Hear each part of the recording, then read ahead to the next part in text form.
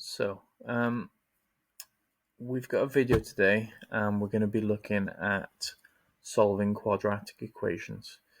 Now, before we start that, I'm just going to talk a little bit about the assessment. So, it's obviously not going to be this week with you at home, but we will have it first lesson back in the following week.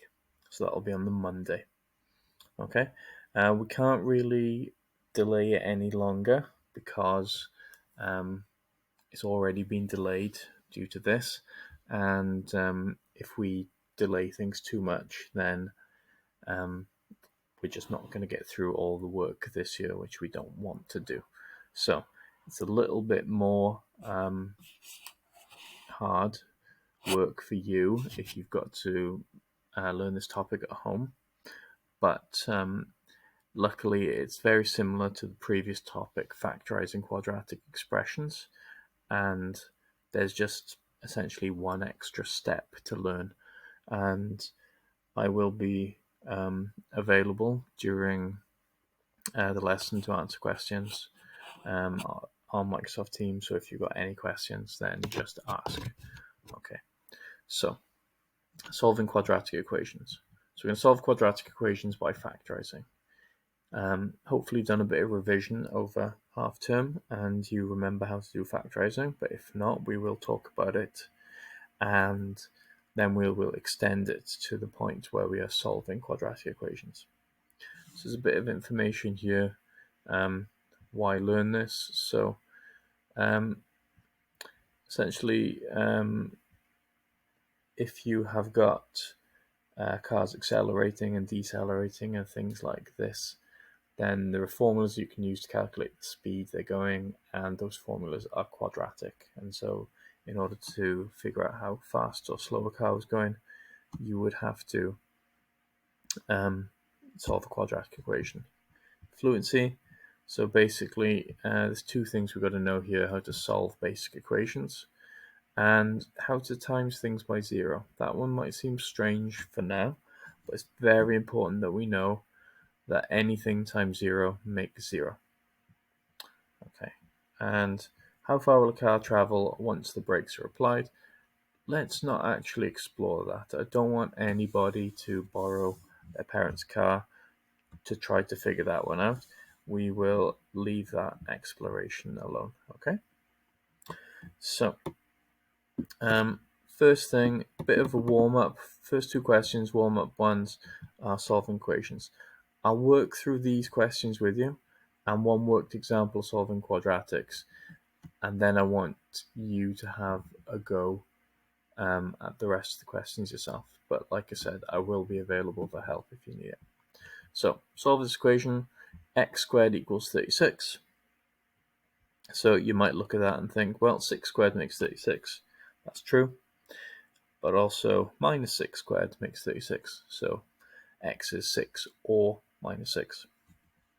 Here, if 2x squared is 32, then let's half both sides. So 1x squared is 16, and that makes x 4 or minus 4. In this one, 3x squared is 12. So first thing we've got to do is divide by 3. So x squared is 4, and that means that x could be 2 or it could be minus 2. And here, x squared plus 9 is 25. Well, let's subtract that 9 from both sides. So we're going to get x squared equals 16. And then x is going to be 4 or minus 4. Now, the really important thing to notice there is each of those equations was quadratic. It had an x squared in it. And each of those equations had two answers. A quadratic equation has two answers. They were also pretty easy to solve because it had an x squared term and it had a number term. If we look down here, these have got an x squared term, a number term, and also an x term. So it's a little bit more difficult to solve. Okay, right, factorizing expressions. So this is the thing we did previously. Hopefully you remember how it works. If not, we'll do a little recap now. So how you do these, you write out two sets of brackets. Can I draw over this?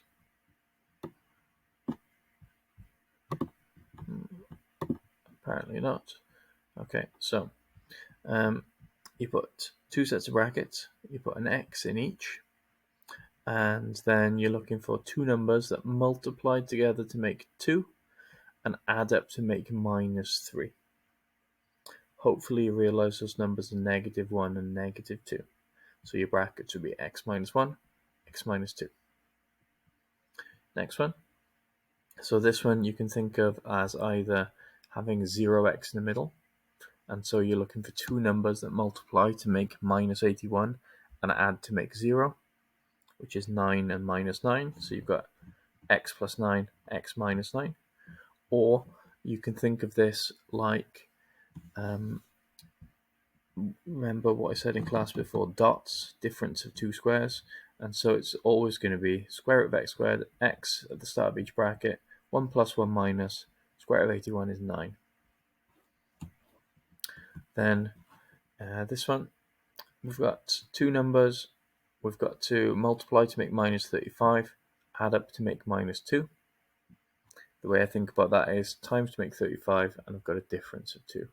So 7 and 5, -7 plus 5. So x minus 7, x plus 5. And then this one, x squared plus 10x plus 25. Multiply to make 25, add up to make 10. Well, that's 5 and 5. So x plus 5, x plus 5. Okay, so that's all a bit of a recap. You might not have done things like this before, but hopefully you follow what I did. And these ones we've done previously, hopefully you can just look back at previous stuff for that. So now a worked example of solving quadratic equations. So in order to solve a quadratic equation, we have to first set them equal to 0.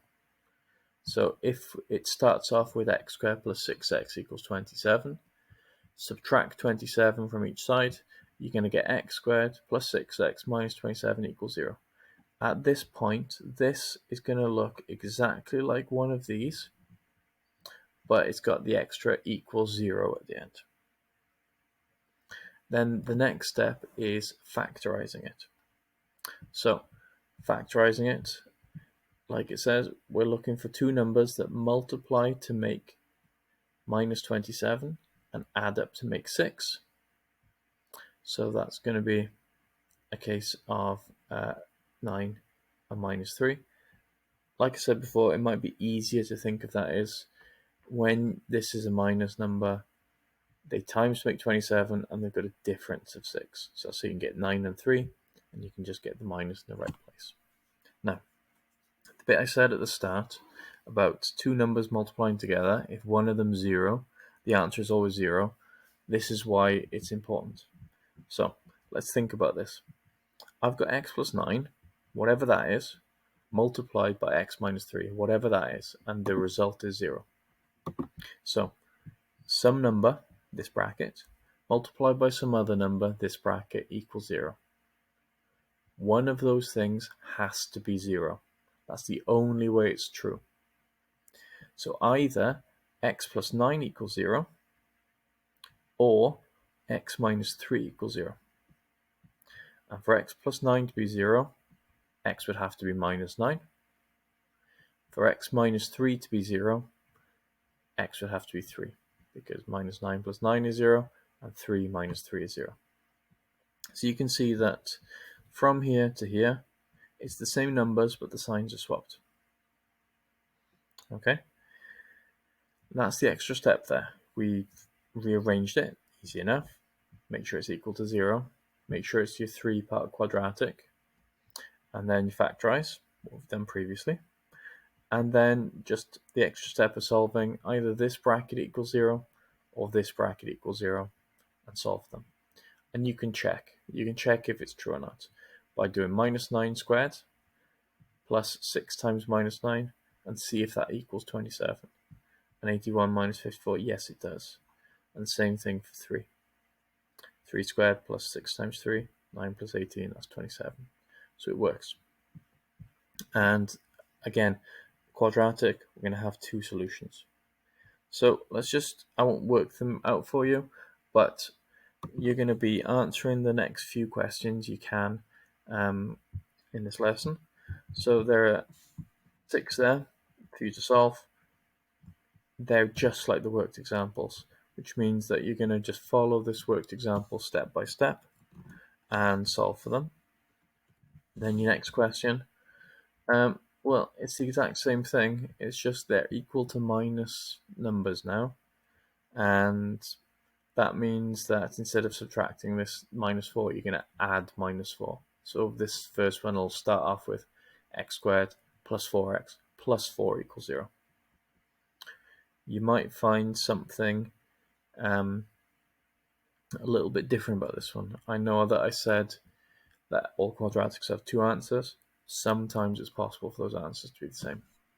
Right, then, if you get onto the next ones, you've got some worded problems.